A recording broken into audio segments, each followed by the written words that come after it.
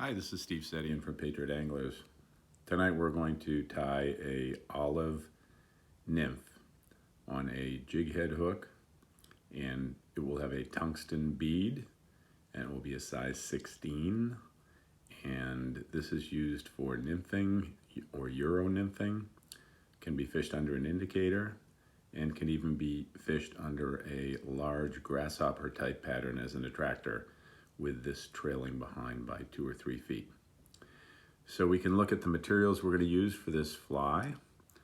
Our tail is going to be dark microfivets. It could also be dark hackle off of a dry fly neck or a wet fly neck, but basically you want dark tailing material for this. We will be using olive thread and using the olive thread for the body of the fly, along with some ultra wire.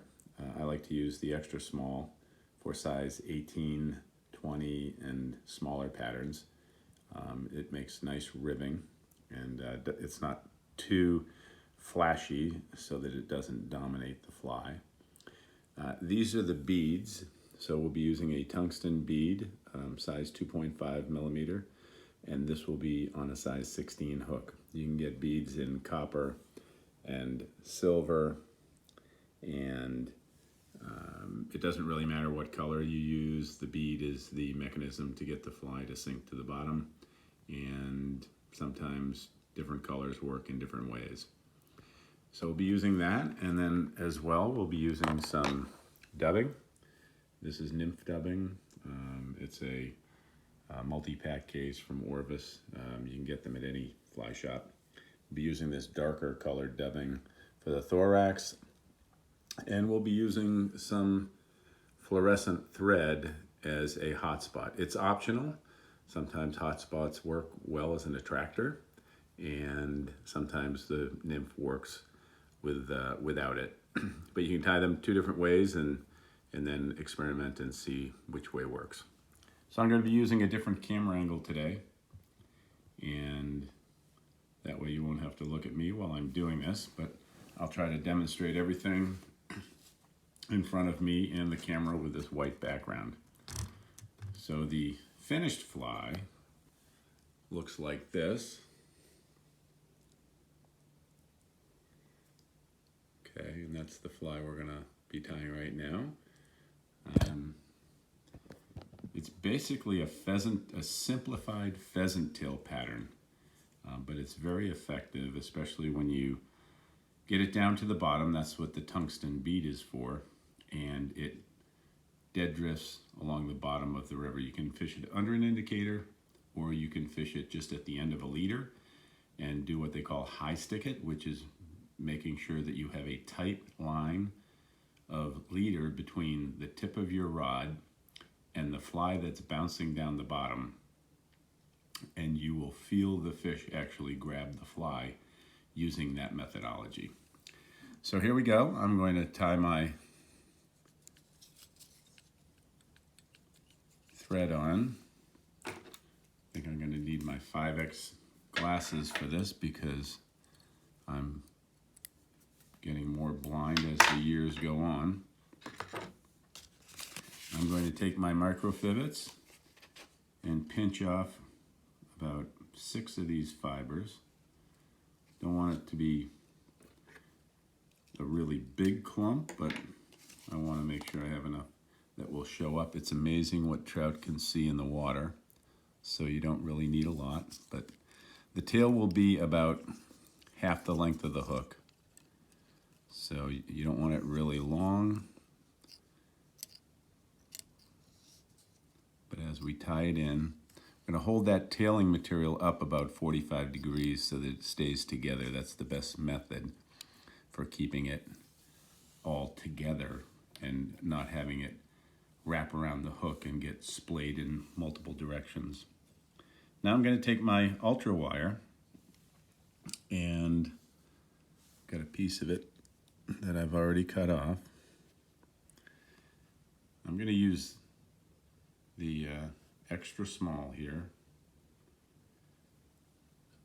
and I'm going to put that in at a 45 degree angle. capture it with my thread and then make a couple of wraps. I'm going to trim off the excess of my tailing material there. I can pull this wire so that the end of it right here is flush with the end of the bead. I don't have to trim that at all, and then I'm just going to wrap my thread.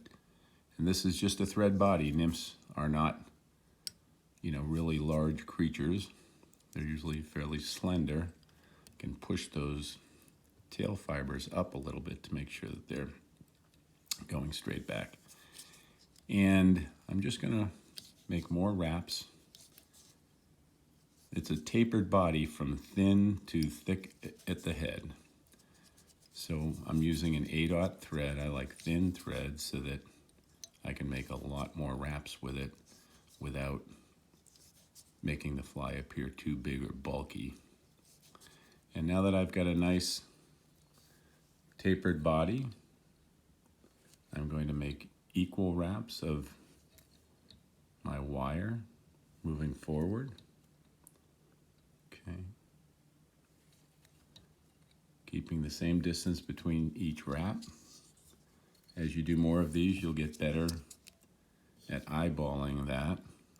It's probably the only way to do it. I can wiggle my wire off. It's called helicoptering. But if you just wiggle it back and forth, if you've captured it with a tight wrap, it breaks off very easily. Finally, for the simple version of this fly, I'm just going to take a little bit of dubbing. Okay. And if you've been to any one of our group courses, you'll know that I like to wrap with my fingers and keep control of my dubbing. We want it to be thin at the top and go thicker as we go down to the bottom here. And then if we keep twisting and push that up, it will capture the fibers as I start to dub. And now I can keep twisting to control the thickness of it. If I use this method and I don't grab it with my fingers, then I'm not controlling how that spins and wraps around the thread. So this is my favorite way to dub. And I'm just going to keep twisting that, and I get a nice tight wrap that won't come undone in the water. And regardless of whether I use the simple version or the hotspot version, we are going to whip finish at this point. So I take my whip finish tool, and it's always a minimum of 3 wraps when you're using the tool. So 1, 2, 3. In this case, I'll do about 5. Pull it tight. I like using an X-Acto knife to cut off my threads because it doesn't leave a stub. Scissors, if they're not really good fine point scissors, can leave a little stub. Not so important when you're using a thread that's the same color as the fly. But as we put on this hotspot, I'm going to tie in my thread just like I would at the start of any other fly. If there is a section of this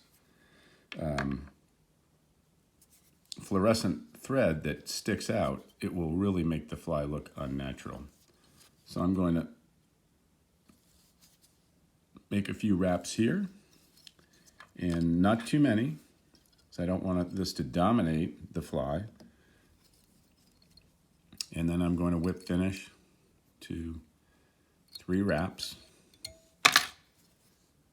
And I'm going to cut that with my X-Acto knife so that I get a real fine, precise head on it. And that's the fly.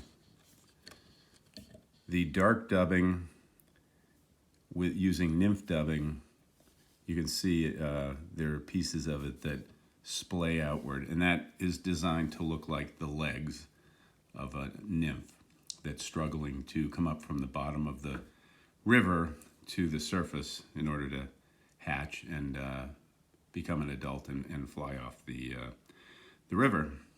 And so finally, I'll just take some super glue here and a bodkin, and all I'll do is touch it up, put some super glue over these threads to protect them so they don't unravel and make this a really nice, tough, durable fly. So great trout fly. You can tie it with brown thread or with light tan thread or with olive thread. And each one, depending on the river and the hatch that's going on at the time, will represent basically a mayfly nymph that trout feed on constantly. And this will make a really great fly for your box. So I hope you enjoyed that. Please make any comments that you have on our Facebook page. And if you have any questions, just post them on our page and under the post, and I'll be happy to respond. So tight lines and tight threads, and enjoy your tie.